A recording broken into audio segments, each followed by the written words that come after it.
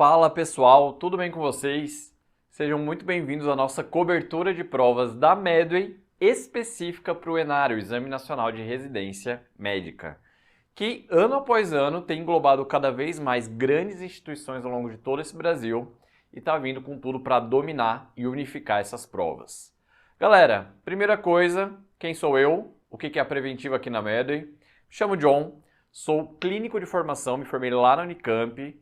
De faculdade fiz Federal de Santa Catarina, estou aqui na Medway há muitos anos já e hoje eu estou com vocês, tanto hoje quanto num dia antes da prova, para fazer a cobertura do ENARI. Também estarei com vocês, tanto no dia da prova, lá nas portas de prova, aqui em São Paulo, e depois, logo em seguida, na apuração e correção. Então acompanha tudo com a gente, porque estarei com vocês, inclusive, fazendo a prova para captar isso de maneira mais precoce e já trazer as informações logo que sair.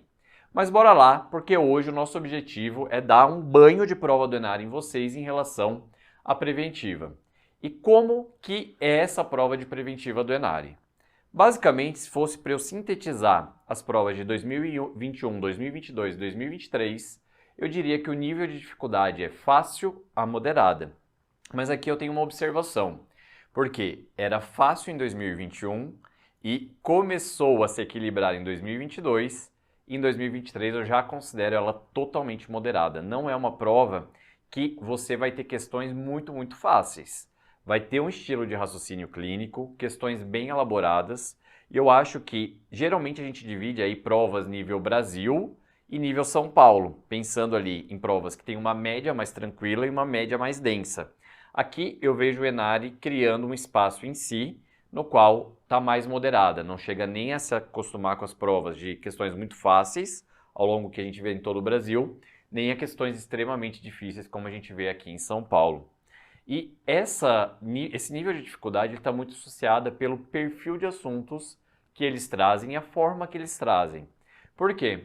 Porque vocês têm que esperar para a prova do ENARI alguns conteúdos atípicos. Por exemplo, a cobrança de indicadores de causas sensíveis à atenção primária, que a gente vai ver hoje, ou então o objetivo quádruplo de qualidade da assistência em saúde.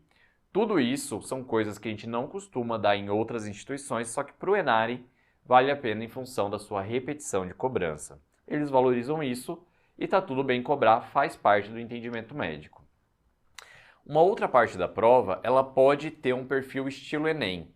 Beleza? O Enem, obviamente, para quem é médico, não para a população em geral. Por quê? Porque essas questões, elas geralmente são de interpretação de texto ou de contexto. Então, se você captar muito bem e tiver muito associado aos conceitos de como funciona o SUS e a atenção primária à saúde, isso daqui não vai ser um problema. E não estou falando de poucas questões, tá certo? Historicamente, a gente tem uma porcentagem bem alta de questões do ENARI que vocês conseguem matar de maneira tranquila. Então eu estou falando para vocês que preventiva é uma prova que gera um cuidado para a gente dominar o que a gente vai dominar hoje, porém não deve ser a prova mais difícil de vocês ao longo do ENARI. Tranquilo? Como eu falei, só deixo demarcado que 2023 apresentou uma prova bem mais madura, bem mais sólida. Parece que o ENARI está encontrando o seu padrão baseado nas duas últimas que a gente viu. Vamos aqui ver e eu estou ansioso aí para essa prova de 2024. O que vale a pena rever, relembrar ou conhecer pela primeira vez hoje para a prova do ENARI? Vamos lá. A gente vai falar hoje sobre método clínico centrado na pessoa, internações por condições sensíveis à atenção primária, objetivo quádruplo, indicadores de Dona Bedian. John, nunca ouvi falar nada desses três, tá tudo bem. Não é algo que a gente vê em outras provas de fato. Rastreio de doenças, aqui o ENARI costuma cobrar o que o Ministério da Saúde recomenda e não do Task Force, que é o Serviço Americano de Serviços Preventivos. A gente vai falar sobre a nova pirâmide de evidências, para quebrar também um conceito que vocês já devem ter aprendido, da pirâmide de recomendação clínica. Princípios da bioética, fazer uma discussão. E em 2023 o ENARI trouxe uma pegada de medicina do trabalho bem importante. E como nesse ano a gente teve uma atualização da Lista Nacional de Notificação Compulsória em relação ao acidente de trabalho, a gente vai falar sobre isso e sobre a comunicação de acidente de trabalho. Bora começar? Vamos falar primeiro de atenção primária à saúde. E é nesse foco que vão entrar essas questões que eu falei que são muito parecidas com o Enem. Não porque são fáceis, mas sim porque vocês entendem que por uma boa análise do contexto, vocês conseguem resolver essa questão, mesmo que não saibam a parte técnica dela. Vamos lá. E como que vocês vão resolver esse tipo de questão? Eu vou dar um passo a passo que quando vocês estiverem treinando ao longo da semana pré-ENARE, eu quero que vocês identifiquem essa questão e utilizem esse método. Primeira coisa, eu quero que vocês leiam o enunciado com atenção. Se eu estou falando que elas são questões matáveis em relação ao contexto, a resposta correta tem que se correlacionar com o enunciado. E entender qual foi o contexto apresentado é muito importante. Então, leiam com atenção tudo que foi dado. John, tem um achado positivo? Valoriza para o teu raciocínio, levanta a probabilidade daquela resposta. Tem um achado que eu esperava que fosse positivo na minha hipótese e aqueles negaram, é negativo. Nesse caso, diminua a probabilidade da tua resposta e talvez levante outra que estava intermediária. É análise de risco, literalmente, tá bom? E vocês fazem isso de uma maneira muito inconsciente, mas quando vocês trazem isso para a consciência, costuma facilitar muito na resolução da questão e vocês ficam mais confiantes com aquela resposta e aí deixam de falar que era uma questão do tipo Enem e passa a ser uma questão muito lógica. O próximo passo, depois de ler, é analisar bem as alternativas. E aqui vocês vão ver que tem 3 absurdos. 3 geralmente são erradas, tá certo? Por conhecimento geral. Por exemplo, a seca é um fenômeno climático natural e independente, primeira coisa. Fenômeno climático natural, até entendo, pode ser que sim, pode ser que não, pode ser provocado também, beleza? Independente, aqui eu já não concordo, porque a seca está relacionada também com a atividade humana naquele território, ok? Portanto, sem relação com o estado de saúde dos indivíduos e comunidades. A gente pode ver que os indicadores de saúde e de doenças específicas em quem mora em região de seca é bem diferente, indicando que o ambiente ele tem sim uma grande interferência na saúde da população. Óbvio, isso daqui vocês vão colocar como errado, portanto, está aqui mais 1, 2 ou 3 alternativas que vão nessa pegada, para que fiquem uma decisão aí entre 2 e o contexto ajuda a definir muito, tá bom? Mas digamos que você eliminou 2 a 3, em relação às que sobraram, o que vocês vão fazer? Provavelmente uma vai estar desrespeitando ou vai estar em desacordo com o que vocês conhecem ou deveriam conhecer sobre atenção primária à saúde ou SUS. Então, utilizem muito o conhecimento de vocês do internato e da prática para julgar as que sobraram como correta ou incorreta, ok? E o que vocês estudaram sobre isso ao longo do ano também e vocês estão super preparados. No fim das contas, vocês vão chegar com uma resposta de maior probabilidade e eu quero que vocês releiam o enunciado para validar se não tem nenhum conflito do contexto com o que eu vou responder com o enunciado. Beleza? Com isso, com esse racional, com essa pegada, vocês vão matar a maioria das questões de atenção primária. Show? Mas tem uma parte técnica também que a gente precisa conhecer sobre esse foco, que é extremamente importante para a ENARE. Por isso, agora a gente vai falar sobre método clínico centrado na pessoa, que é nada mais, nada menos do que a forma recomendada de a gente atuar na atenção primária em cada consulta. Por quê, gente? Porque a nossa consulta ela não deve ser um fruto de uma desordem, ela tem que ter uma lógica, uma sistematização. E dentro da atenção primária, a gente entende que a consulta ela deve satisfazer os dois lados, tanto do paciente que procura, quanto de você, que é o profissional da saúde que assiste, tá bom? Então, essa consulta deve atender ambas as expectativas.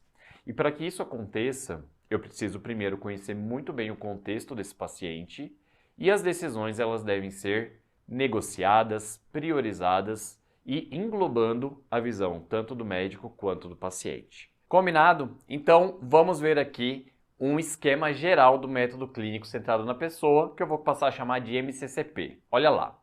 Primeira coisa, a gente tem que entender que tudo isso que acontecer vai intensificar o item 4, que é intensificando a relação entre pessoas e o médico, como você vê ali no final, porque em cada etapa tem uma construção dessa relação.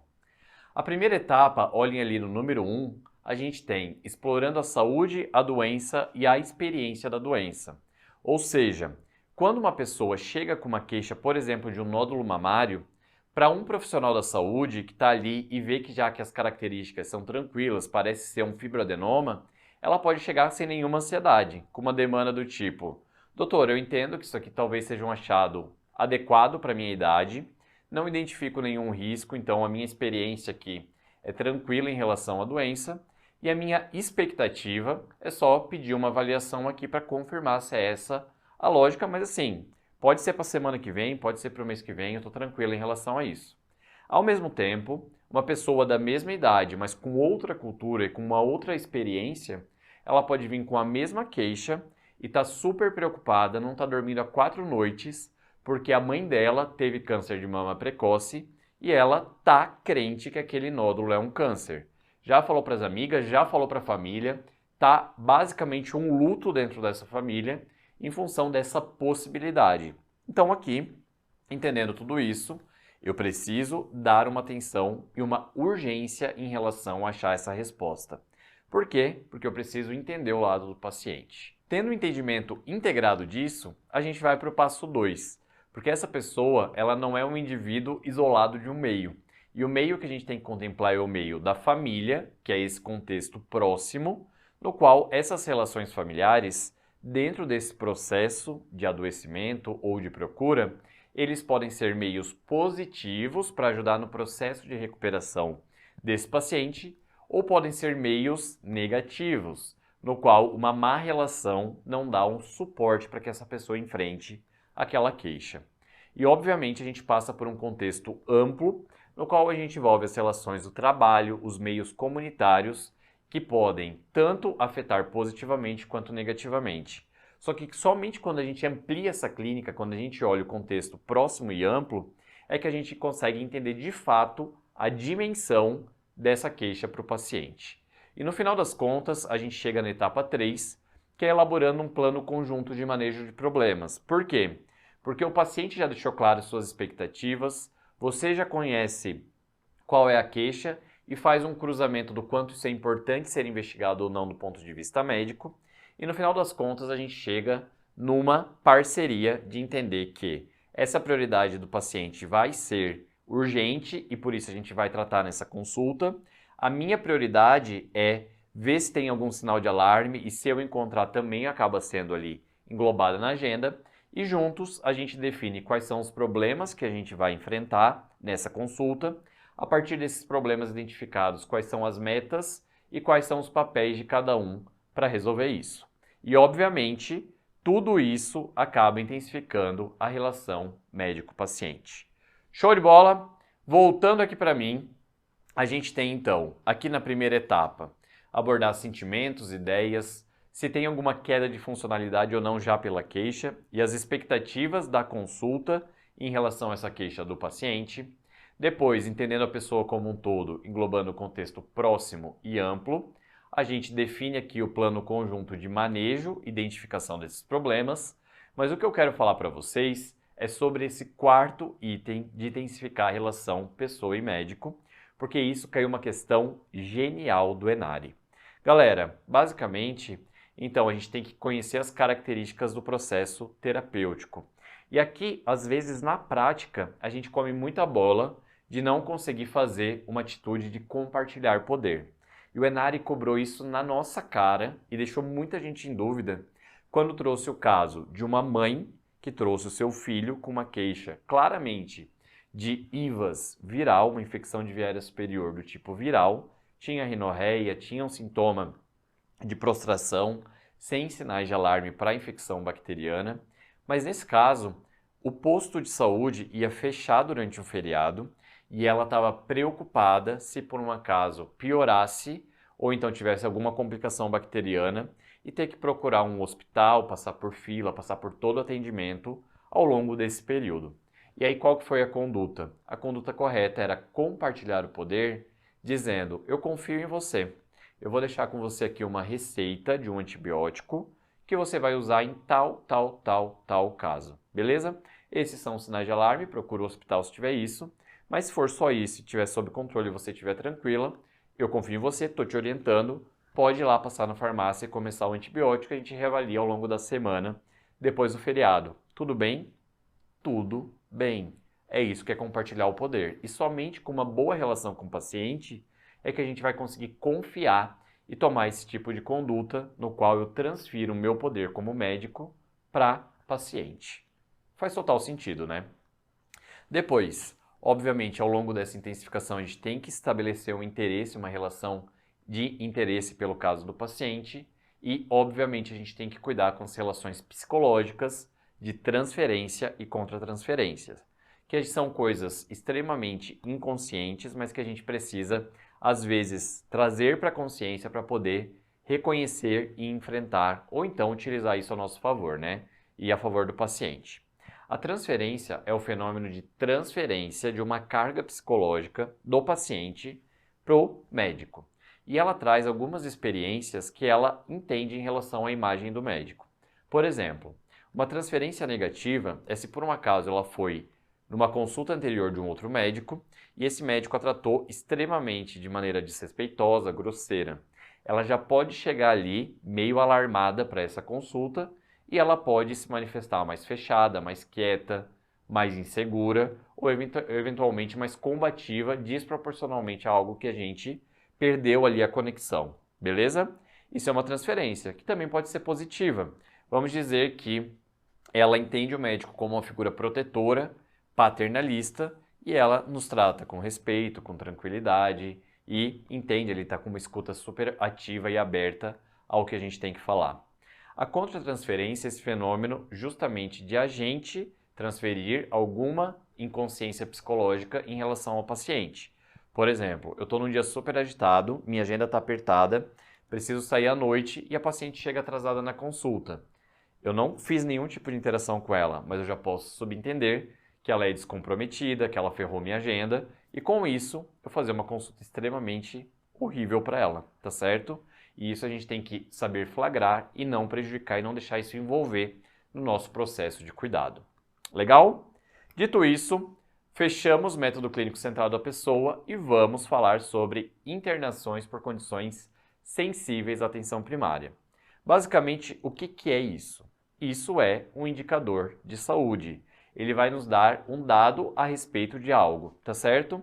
E esse indicador, ele tem como base o preenchimento das autorizações de internação hospitalar, que é um documento hospitalar que a gente coloca as causas da internação. Então, olhando as AIHs, a gente consegue ver que algumas condições no qual esses pacientes foram internados no hospital poderiam ter sido evitadas caso tivessem tido uma boa assistência precoce na atenção primária à saúde. São causas evitáveis de internação, se bem adequadas, e obviamente quem cuida dessa prevenção, quem cuida dessa tratamento precoce, uma procura precoce do paciente, dando uma boa conduta médica e evitando que essa doença se alastre ou que ela se dissemine ou que ela se agrave, é a própria PS, tá bom? Então ele é um indicador indireto da qualidade da assistência na PS. E o objetivo é a gente olhar para isso e identificar, cara, tá escapando esse tipo de condição. O que a gente pode fazer aqui para melhorar o nosso fluxo de trabalho e educar melhor a população e atender de uma maneira diferenciada os pacientes com essa queixa. Não é só para cobrança, e sim para melhoria dentro do nosso processo de trabalho. E aqui eu vou passar uma lista para vocês de condições de internação sensíveis à atenção primária. Por exemplo, uma pessoa idosa interna por uma pneumonia invasiva que seria protegida numa pneumo 13, por exemplo, se fosse bem indicada. Ela provavelmente não estaria internada por essa pneumonia bacteriana, porque era uma doença passível de imunização. Ou então uma gastroenterite infecciosa com complicação, uma anemia, quando é bem investigada a sua causa na APS e já tratada na sua base, não é dado, sei lá, sulfato ferroso, sei lá, vitamina B12, sem saber exatamente o que está fazendo, tá certo? Para mascarar e piorar, o que pode levar a uma internação para investigação da causa. Uma asma bem controlada, que pode ser no nível ambulatorial também corrigida, e por aí vai. Então olhem que todas essas causas, de alguma forma, poderiam ter sido amenizadas, amortizadas e não levadas a uma internação se fossem feitas de maneira precoce e tratadas de uma maneira adequada lá na PS. Tá bom? Mas, obviamente, o Enário vai perguntar para vocês, dessas 5, qual que era passível de prevenção na APS. E, geralmente, a que não era é alguma causa externa, tá certo? Suicídio, acidente, homicídio, isso a gente não tem como evitar, por mais que a gente haja na prevenção, a gente não tem o controle total. Queda, tá certo? Então, qualquer causa externa geralmente vai ser o gabarito de uma não causa sensível à atenção primária, ok? E só para reforçar, já perguntaram também sobre o indicador. Ele é um indicador internacional, só que ele sofreu adaptações aqui no Brasil. Então, a lista de condições sensíveis da gente é diferente da Finlândia, que é diferente da Suécia, que é diferente da África do Sul e da Mauritânia. Não sei porque eu falei esses países, mas vida que segue. Galera, vamos lá. Sistema Único de Saúde. Aqui, vocês podem se deparar com aspectos históricos, lá na prova do Enari. Contudo, o que mais vai chamar a atenção são os assuntos atípicos de gestão e qualidade em saúde. Nesse caso aqui, a gente vai falar sobre 2 deles. O primeiro que eu vou comentar com vocês é o objetivo quádruplo. E esse objetivo quádruplo, ele nada mais é do que uma proposta de como a gente mede valor gerado em relação à experiência do paciente, em relação a custo-efetividade, em relação à saúde da população, em relação à satisfação dos trabalhadores que lá trabalham. É uma avaliação de cadeia de valor. E essa cadeia inicialmente foi avaliada através de um tripé, que era chamado de objetivo triplo, tá bom? Só que depois eles viram que tinha um outro fator que influenciava os outros 3 e por isso virou um objetivo quádruplo. Começando então entendendo o que era o triplo, que era um termo mais desatualizado desse conceito.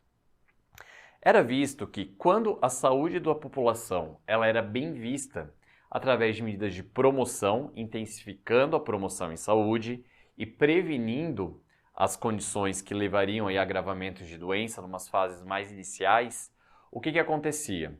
Essa população ficava mais satisfeita, essa população adoecia menos, o custo envolvido no cuidado dessa população reduzia muito. Não existe coisa mais custo-efetiva do que agir no início da história natural de uma doença, nas medidas de prevenção primária e secundária preferencialmente.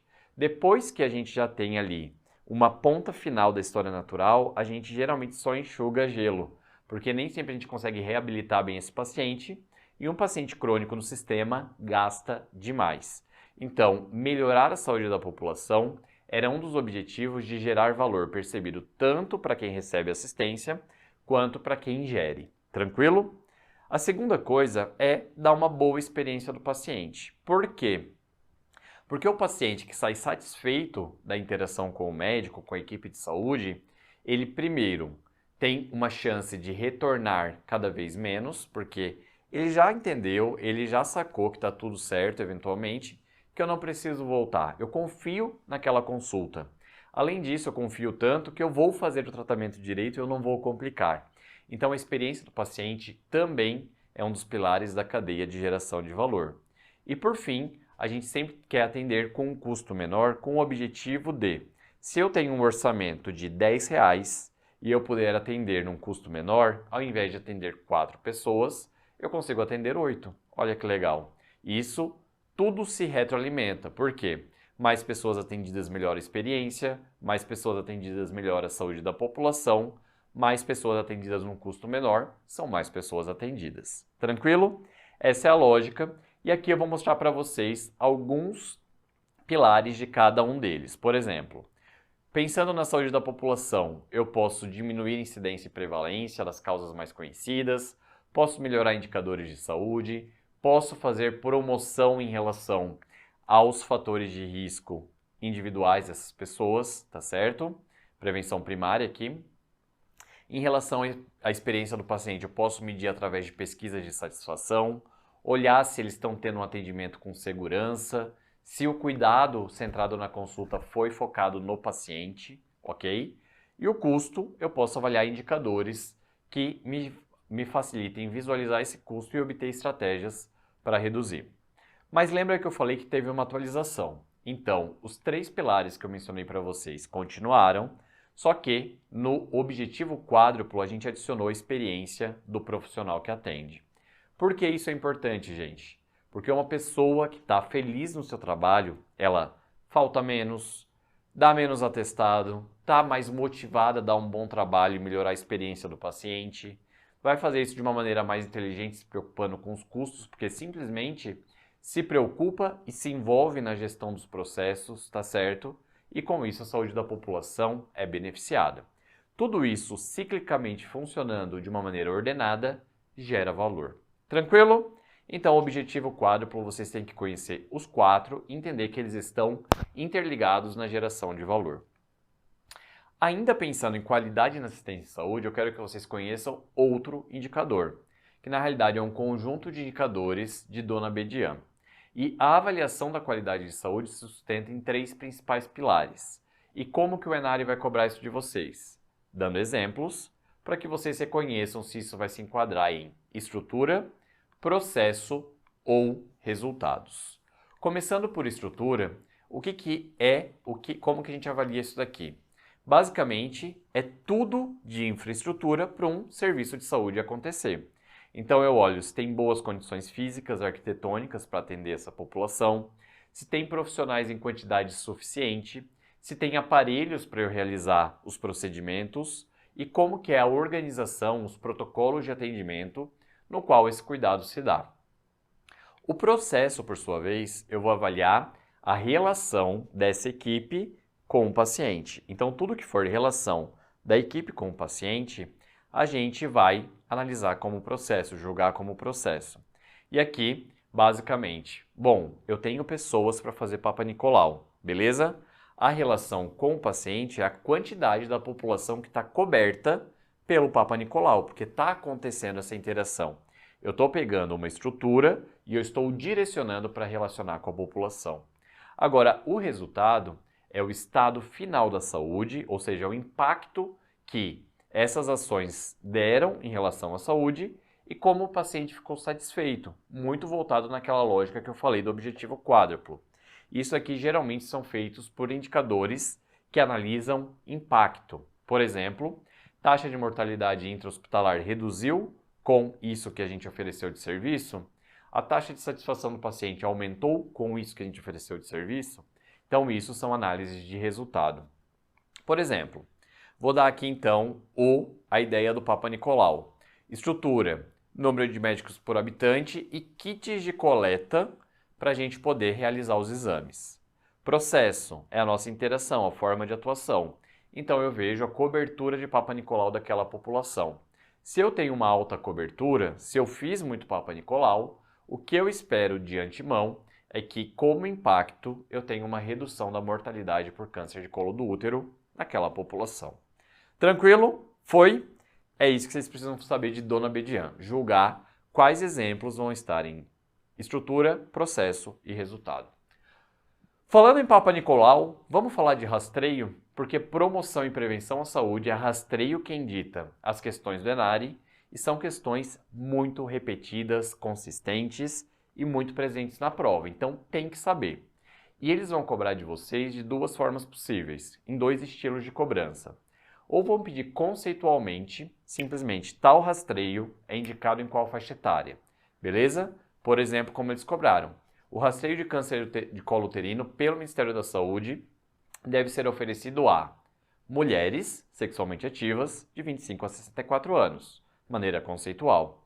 Ou então, eles podem dar um caso de todo um paciente que foi atendido na APS e pelas características do caso clínico, você precisa identificar quais rastreios ele tem indicação tanto por sua condição clínica quanto pela sua faixa etária.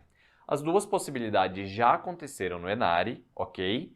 E até o momento não precisam se preocupar com Task Force, porque eles estão seguindo uma linha de cobrar os rastreios pelo Ministério da Saúde, ok? Lembrando de promoção e prevenção, antes de entrar em rastreio em si, eu quero que vocês saibam qual que é o modelo mais moderno de a gente olhar os níveis de prevenção. Lembra que Liver e Clark propuseram um modelo em história natural da doença, no qual a gente tem um período pré-patogênico, ou seja, antes de ter doença, no qual eu tenho promoção da saúde, que são medidas de fortalecer, promover hábitos saudáveis, e prevenção primária na proteção específica, ou seja, aquela pessoa eu vou proteger contra algo em específico. Por exemplo, uma vacina para, sei lá, difteria e tétano. Eu vou ativamente estabelecer numa pessoa saudável uma medida de proteção que vai diminuir a suscetibilidade dela, através de vacina, para doenças específicas, como difteria e tétano. Tranquilo? A partir do momento que essa pessoa cruza o horizonte do período patogênico, quanto mais precoce, necessariamente ela pode não ter sintomas. Então, no período pré-clínico, onde eu só tenho lesões no nível tecidual, no nível celular, sem manifestação clínica exuberante, eu tenho a prevenção secundária, que é aqui onde os rastreios vão entrar de uma maneira muito importante, porque o objetivo de um rastreio é diagnosticar precocemente uma doença de história natural no qual eu possa agir e evitar com que ela tenha danos relacionados àquilo que eu rastreei. Beleza? Então aqui o paciente não vai se sentir doente, mas tem uma doença ali subclínica que deve ser detectada. Na prevenção terciária, a gente já evoluiu esse horizonte clínico, tem uma exuberância de sinais e sintomas e também de queda funcional relacionada à doença. Por exemplo, aquela hipertensão que eu não rastreei começou a fazer um remodelamento do músculo cardíaco por não ser tratada, levou a uma insuficiência cardíaca e hoje esse paciente não consegue subir escada por causa de dispneia. A minha ação aqui agora vai ser em tratar esse paciente, tentar reabilitar ele para que ele ganhe maior funcionalidade. Isso aqui é caro. O paciente ficou crônico, teve complicação e aqui não deixa dúvida de que a gente como médico vimos que há doença e o paciente se sente muito doente também. O que eu quero introduzir a vocês é o conceito de prevenção quaternária, que já caiu no Inari também. A quaternária é quando não há uma doença vista pelo médico, mas o paciente demanda uma investigação ou sente-se doente. E é aqui que a gente tem que atuar como um médico orientador e evitar a todo custo excesso de tratamento e excesso de diagnóstico. Por exemplo, está na moda agora fazer ressonância de corpo todo, ou PET-CT de corpo todo. Isso, população muito saudável, sei lá, Kim Kardashian já fez isso, beleza? Que eu vi numa notícia aqui e ela meio que encabeçou isso para disseminar para a comunidade das celebridades lá nos Estados Unidos.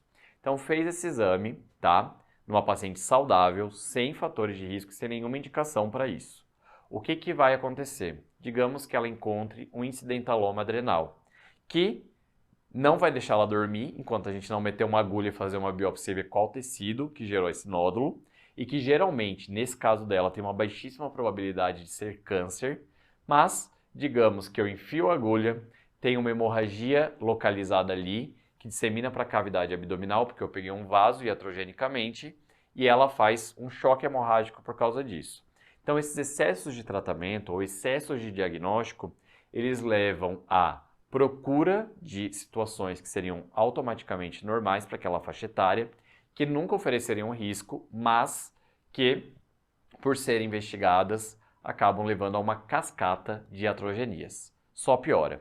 Isso no nível individual já é muito ruim, mas quando a gente coloca isso no nível populacional, por exemplo, o rastreamento do câncer de próstata, no qual a gente vê que as pessoas não morreriam disso pelos estudos populacionais, e que fazer um diagnóstico precoce de um achado diferente na próstata leva a uma sequência e um volume muito grande de cirurgias inadvertidas e de perda funcional inadvertida. Isso é, interromper esse tipo de exame é uma medida de prevenção quaternária.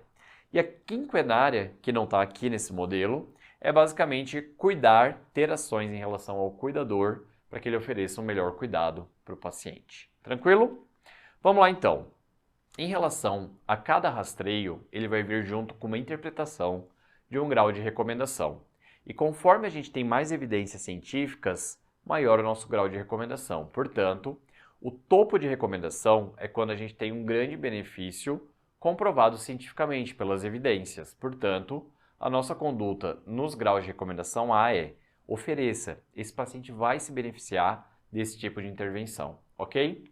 O B é quando a gente reduz aqui para moderado as evidências científicas que embasam esse oferecimento, mas a gente continua oferecendo. Quando a gente tem uma mínima evidência de que isso dá um benefício, a gente fica numa conduta que oferecer para todo mundo talvez não seja uma boa. Portanto, eu explico este grau de incerteza e eu vou caso a caso. Eu tomo essa conduta junto com um paciente de acordo com o caso que eu quero oferecer ou não, ok? Agora, quando eu tenho um grau de recomendação D, significa que eu tenho substancial evidência de que isso causa dano. Portanto, eu não vou oferecer e caso o paciente queira, eu vou querer desestimular com que ele faça, tá? E por fim, o E ou o I é quando não há evidências, nem para sim nem para não, há um grau de incerteza. Então a gente mostra as incertezas e toma uma conduta de solicitar ou não de maneira individualizada. Dito isso, vocês estão aptos para conhecerem os top 9 rastreios pro Exame Nacional de Residência Médica. O primeiro deles que eu quero conversar com vocês é o rastreio de hipertensão. Como que a gente faz? Aferição da PA por esfigmo. Para quem? Para todo indivíduo depois de 18 anos, a partir de 18 anos, e a partir do momento que eu identifico numa primeira mensuração de rastreio que ele tem uma PA normal, abaixo de 120 por 80, eu repito numa periodicidade de 2 anos. Se ele for um pré-hipertenso, anualmente. Se ele for hipertenso, acabou o rastreio. Agora é segmento de uma doença crônica. Isso é tão importante, tem tanto benefício que o grau de recomendação é A. O segundo rastreio, que também tem grau de recomendação A, é rastrear dislipidemia através do perfil lipídico, colesterol total e frações e triglicerídeos. Nesse caso, eu rastreio sistematicamente para todos os homens depois dos 35 e para mulheres depois dos 45, ou seja, mais tardio, condicionado caso ela tenha algum fator de risco para doença arterial coronariana, ok? E a cada 5 anos, enquanto esses exames estiverem normais, eu vou solicitando novos perfis lipídicos de segmento. Tranquilo? O terceiro que eu quero que vocês conheçam é o rastreio de diabetes. E aqui no Ministério da Saúde, a gente recomenda a glicemia de jejum de 8 horas para adultos com PA sustentada acima de 135 por 80. John, por que não glicada? Por que não teste de tolerância oral à glicose? Porque o nosso caderno de rastreamento é velho, é de 2010, 2011 e não atualizou com uma série de medidas diagnósticas que a gente tem e aplica hoje em dia. A gente está devendo uma atualização para o Brasil, fica aí minha dica, mas a gente utiliza a glicemia de 8 horas, que é o que deve aparecer na prova de vocês. O Task Force já aceita glicada e teste de tolerância oral à glicose, tá? A periodicidade aqui, ela não é especificada. Por quê? Porque essa recomendação de periodicidade dá pelos estudos e pela evidência desses estudos. Aqui, quando não é algo consistente, eles não deixam especificados, então fica a critério clínico. Tranquilo? E o grau de recomendação é B para pesquisa de diabetes. O tabagismo, ele tem um grau de recomendação A, considere que é uma doença, de fato é um hábito, mas também é uma doença, e a gente deve, em toda consulta, em todos os adultos, incluindo a gestante, perguntar ativamente: você fuma? Se não fuma, beleza, na próxima consulta se pergunta de novo. Se fumar, a gente faz a abordagem breve, no qual a gente avalia o grau de dependência e o grau de motivação para parada de fumar. Tranquilo? E dá as condutas pertinentes em relação a uma consulta de tabagismo. Em relação ao abuso de álcool, a gente também pergunta para todos os adultos, mas aqui com um grau de recomendação B um pouco inferior, e a gente pergunta ativamente, e se por um acaso a resposta for sim, a gente aplica algum score de avaliação de abuso de álcool, de abuso dessa substância, que pode ser o CAGE Score ou o Audit, beleza? Aqui o Ministério da Saúde recomenda muito mais o CAGE, porque é velho também, tranquilo? O CAGE lembra, né, que é cutting down, ou seja, tem dificuldade de reduzir a quantidade de álcool, alguém já falou que você deveria reduzir. A de annoying, ou seja, alguém já te pediu para parar de beber ou reduzir e isso te deixou irritado. G de guilty, você já sentiu culpado por beber em algum momento. E E de eye opener, ou seja, ao abrir o olho logo pela manhã, você já sentiu necessidade de beber para curar uma ressaca? Meu Deus, gente, pelo amor de Deus. Se você tá adulto aí, passou dos 20 anos, já precisou fazer isso, red flag para você, beleza? Depois, olhando para câncer, galera, a gente tem que lembrar da mamografia como uma medida de rastreio com grau de recomendação B para mulheres de 50 a 69 anos, tá bom? No passado, a gente já recomendou até 74. O Task Force mantém até 74, mas o Ministério da Saúde deixa a faixa 50 a 69 anos com mamografia a cada 2 anos. Aqui tomem muito cuidado com os termos bianual ou bienal, tá? E lembrem que bienal é a Bienal do Livro aqui em São Paulo, que acontece no Ibirapuera, a cada 2 anos. Bianual é a mesma coisa que semestral, 2 vezes ao ano. Tranquilo? Vamos lá para a próxima. Câncer de próstata, alerta de polêmica.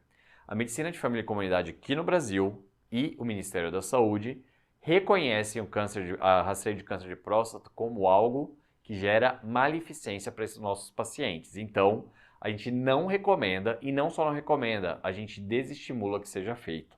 Grau de recomendação D.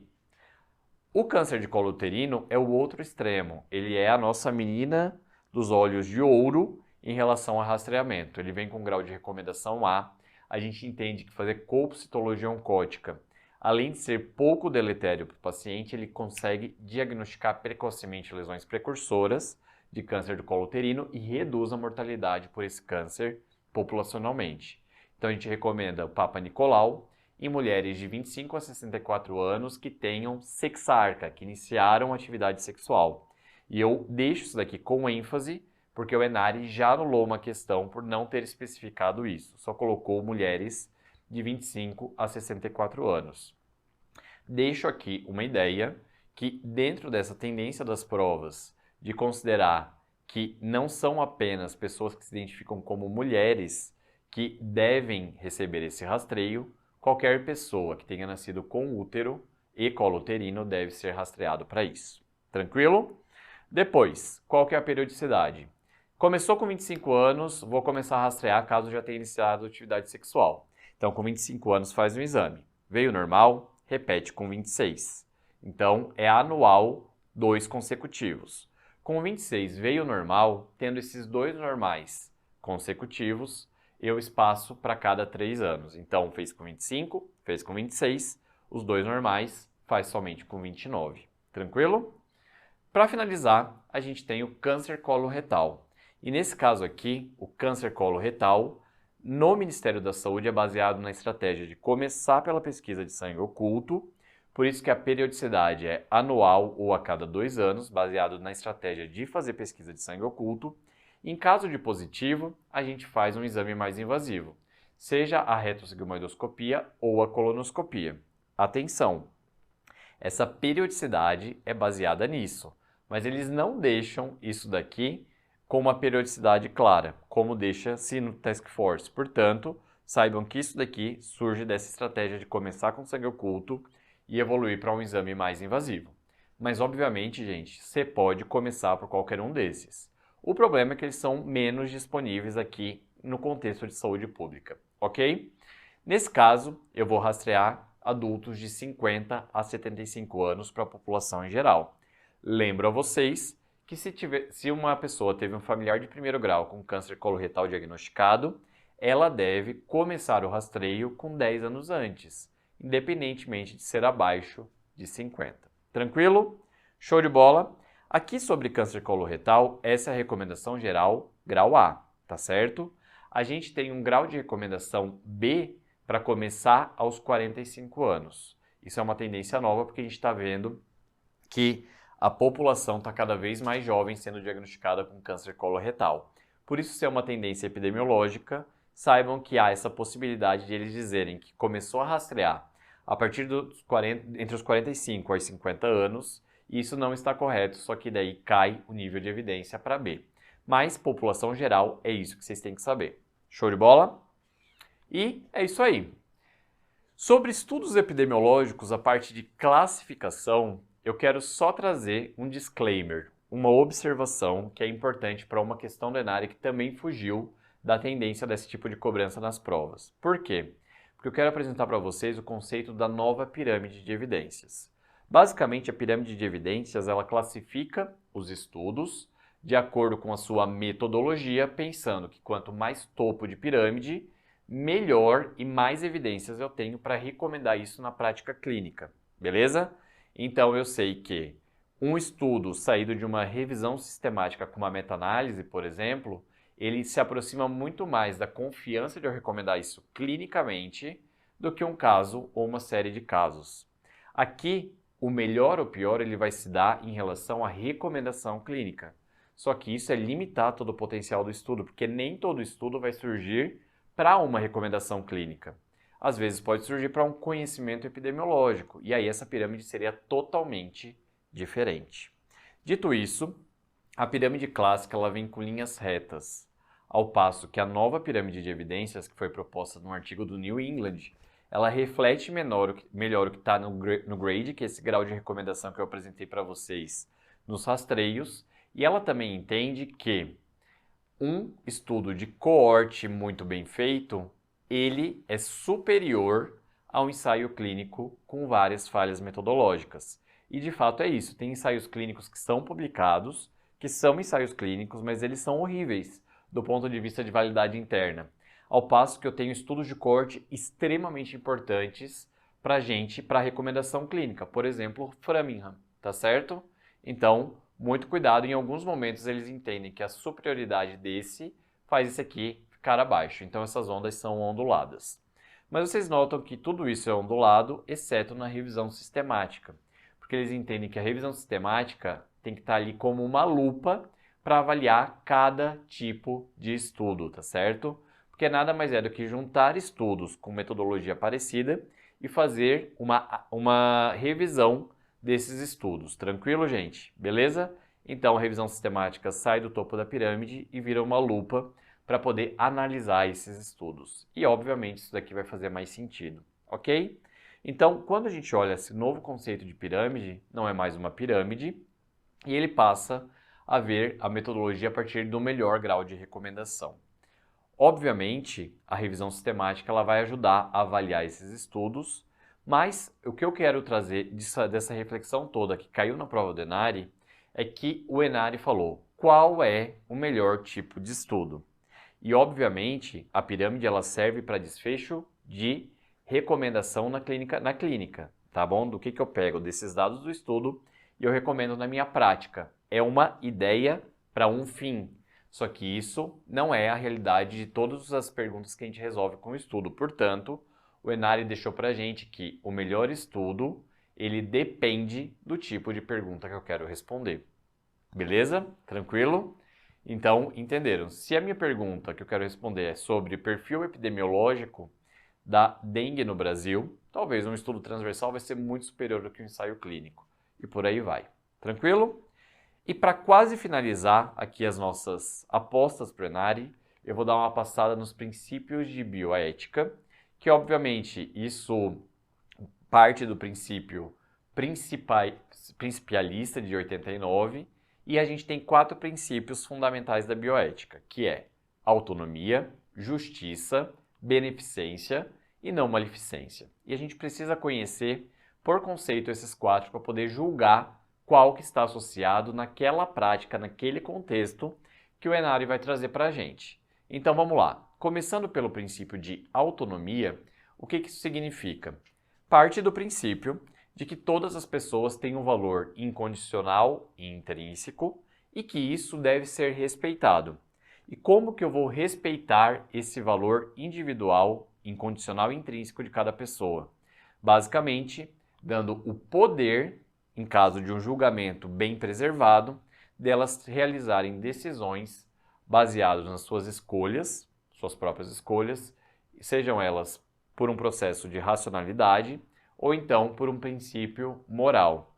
É isso que faz um paciente testemunha de Jeová colocar numa diretiva antecipada de vontade ou deixar muito bem descrito no segmento com seu médico assistente de que, em caso de uma emergência, necessitando de transfusão sanguínea, ele deseja que não seja transfundido. Simples assim.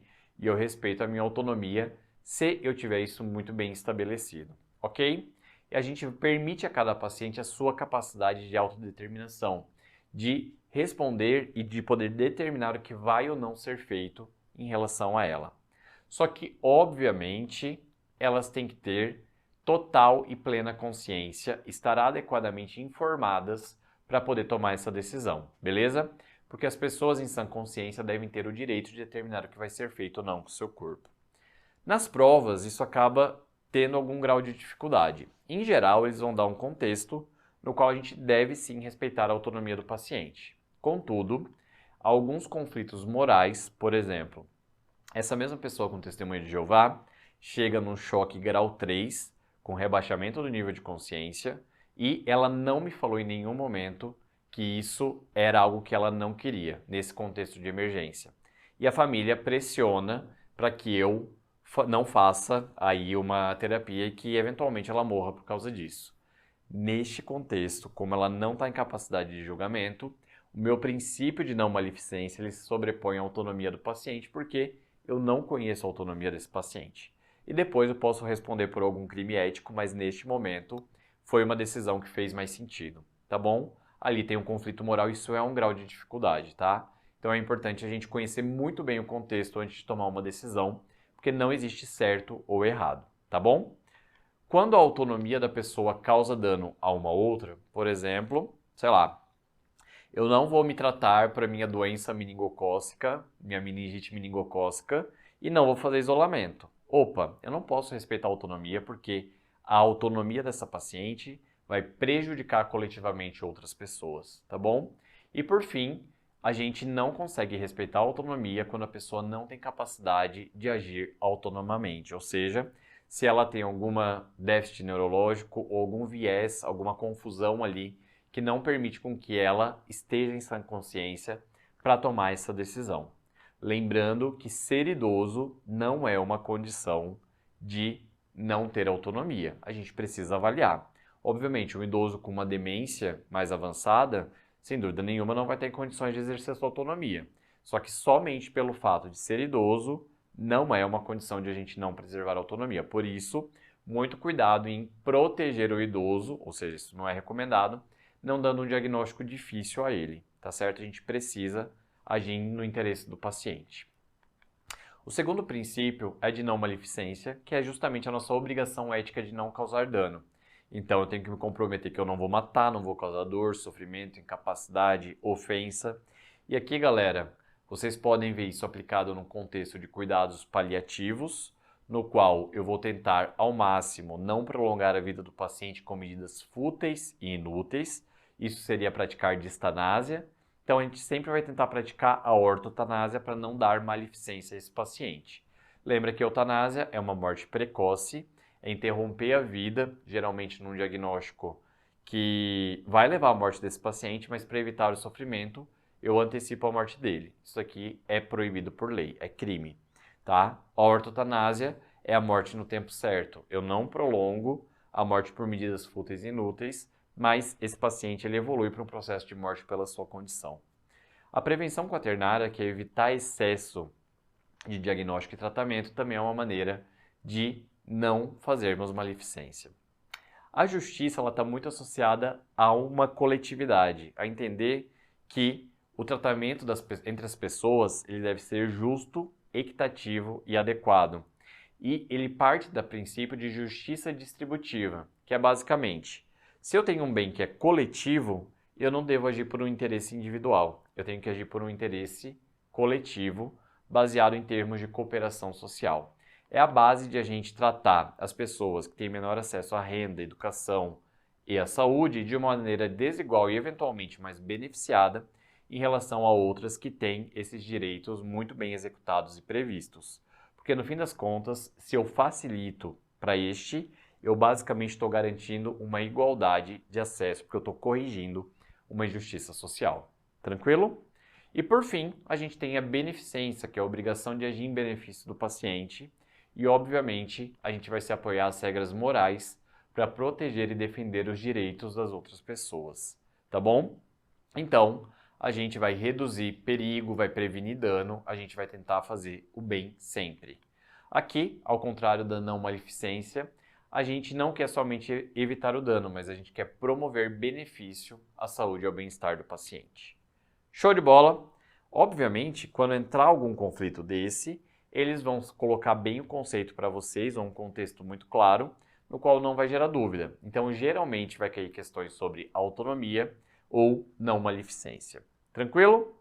Pessoal, para finalizar de vez essas apostas do Enari, eu quero que vocês conheçam uma atualização de 2023 da Lista Nacional de Notificação Compulsória, que é a lista da vigilância epidemiológica do SINAM. Basicamente, quando a gente fala de acidente de trabalho, a gente tem atualmente duas linhas para notificar. Ou vai ser um acidente por material biológico relacionado ao trabalho, e nesse caso a gente entende que isso já está muito bem estruturado, não tem uma grande urgência em notificar, por isso eu tenho até uma semana desse agravo para fazer a notificação. Esse paciente que sofreu material biológico já tem ali no próprio hospital, no próprio local, um fluxo de atendimento para iniciar as profilaxias e o segmento de consultas até a gente ter certeza que essa exposição não levou a uma transmissão de HIV, hepatite B ou hepatite C. Tranquilo? Ao passo que outros acidentes de trabalho precisam ser notificados de uma maneira mais rápida à vigilância, para que a gente consiga entender exatamente o que está acontecendo e, eventualmente, sabendo disso rapidamente, eu já posso identificar que tem um alto risco para os outros trabalhadores sofrerem do mesmo acidente e, por isso, a vigilância já pode agir de uma maneira mais precoce. Então, qualquer acidente de trabalho que não seja por material biológico vai ser notificado de maneira imediata, que nesse caso, imediata, na regra da lista, em até 24 horas do agravo, para a Secretaria Municipal de Saúde. Então, é na instância municipal. E a gente define como acidente de trabalho qualquer acidente típico, ou seja, que aconteceu nas funções do trabalho. Por exemplo, eu estou aqui dando uma aula no estúdio, cai o teto na minha cabeça, sou supersticioso, vou dar 3 toques da madeira para isso não acontecer, porque senão aconteceria. E eu estou aqui na função do trabalho no qual eu fui empregado e caiu o teto na minha cabeça. Portanto, isso é um acidente típico das minhas funções de trabalho. Aconteceu, tudo bem, não era para ter acontecido, mas aconteceu nas minhas funções habituais. Ao passo que posso ter um acidente também de trabalho que seja de trajeto. No caminho habitual da minha casa para o trabalho, do trabalho para casa, ou então no meu período de almoço para o meu trajeto habitual, ou da minha volta para o trabalho nesse período de almoço. Esse é o de trajeto. Obviamente, se eu sair do meu trabalho, passei lá no shopping, fui fazer compra, depois eu fui para outro local e depois eu voltei para minha casa, e depois do shopping eu sofri um acidente de trânsito, por exemplo, isso não é mais acidente de trabalho, porque eu saí do meu trajeto típico. Passa a ser chamado de acidente de trânsito e a empresa lava as mãos em relação a isso. Tranquilo? Agora, eu também posso considerar acidente de trabalho aquele que eu tenho uma exposição no trabalho, que pode ter acontecido muito no passado, e só agora eu desenvolvi doença. Digamos que eu trabalhei com asbesto ou amianto nos anos 80 e que em 2023 eu sou diagnosticado com mesotelioma maligno de pleura. Eu sei que tem um nexo causal entre meu trabalho e a minha doença, mas isso, mesmo tendo acontecido no passado e eu identifiquei só agora em 2023, eu vou notificar como acidente de trabalho de maneira imediata para a esfera municipal. Ficou claro? Então, se acontecer um acidente por material biológico, é essa linha. Não abre 2 linhas porque também é um acidente de trabalho. Ela tem uma especificidade. E qualquer outro acidente de trabalho é imediato para a Secretaria Municipal. E o que mudou em 2023? É que a partir desse ano, todo acidente de trabalho a gente notifica. E antes tinha ali acidente de trabalho somente grave, fatal ou em crianças e adolescentes. Caiu por terra isso. Atualmente, qualquer acidente de trabalho em qualquer idade, em qualquer gravidade, tendo morte ou não, é notificado aqui para o SINAM. Tranquilo? Então esse é um documento, é uma notificação para vigilância epidemiológica. Eu preciso saber o que está acontecendo destes agravos para eu estabelecer ações. Então, é para a população em geral, independentemente de vínculo com essa empresa. Pode ser PJ, pode ser CLT, eu quero saber da população, não estou entrando nesse juízo. Ao passo que este aqui, que é a comunicação de acidente de trabalho, eu vou abrir somente para trabalhadores formais, porque aqui o meu objetivo não é epidemiológico, e sim informar para o INSS que aquela pessoa sofreu um acidente ou teve uma doença associada ao trabalho, beleza? Então, trabalhadores regime CLT, eu vou abrir este tipo de comunicação. E quem que deve abrir essa comunicação? Aqui, em primeira, segunda, terceira responsabilidade é a própria empresa, porque ela tem o dever de informar isso em relação aos trabalhadores. Caso a empresa não tenha aberto, e ela pode ser aberta por um profissional da saúde, pelo próprio trabalhador, por uma autoridade pública ou representante sindical, essa empresa pode ser inclusive multada por não ter aberto essa comunicação de acidente de trabalho antes. Mas a gente, como profissional da saúde, flagrou uma comunicação de acidente de trabalho, eu tenho que ir lá online abrir o CAT para esse paciente para informar o INSS, desde que seja trabalhador formal. E uma grande discussão nas provas são os entregadores de aplicativo, que não têm nenhum vínculo formal com a empresa e sofrem muitos acidentes. Nesse caso, a gente notifica, mas não abre CAT, somente os trabalhadores formais.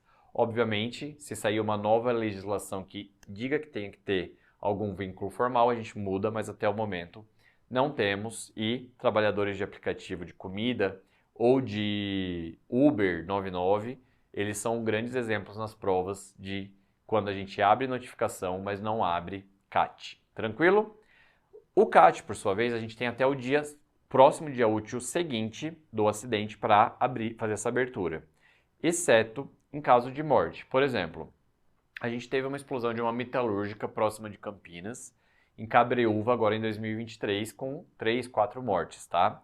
Nesse caso, a abertura do CAT deve ser imediata, mas não é o mesmo imediata que é até 24 horas pela lista de notificação. Aqui é imediata no mesmo dia, tão logo depois do acidente. Tranquilo? E quantas vias são de CAT? Isso já caiu no ENARE também. São 4 vias. Uma para o trabalhador, uma para o sindicato que representa esse trabalhador, outro na empresa e outro no INSS. E dito isso, eu finalizo as nossas apostas do ENARE, tá certo? Espero que vocês tenham curtido. Saibam que a gente vai estar lá nas portas de prova aqui em São Paulo. Eu vou fazer essa prova, vou estar na apuração, vou estar com vocês na correção dessa prova, dando as primeiras impressões lá no John da Medway, no @medway.residência médica. E, gente, convido vocês no dia anterior à prova, às 9 da manhã, para assistirem as nossas dicas de última hora, que estão aí cheias de conceitos rápidos para que vocês matem o máximo de questões antes da prova. Espero que tenham curtido. Qualquer dúvida que tenham ao longo da semana, mandem uma mensagem no @JohnDaMedway, que eu vou estar postando também conteúdos relacionados às provas e respondendo as dúvidas mais individuais que vocês tiverem. Um grande abraço, tamo junto demais e bora muito arrebentar essa prova ao longo da semana. Valeu, gente, abraço e brigadão!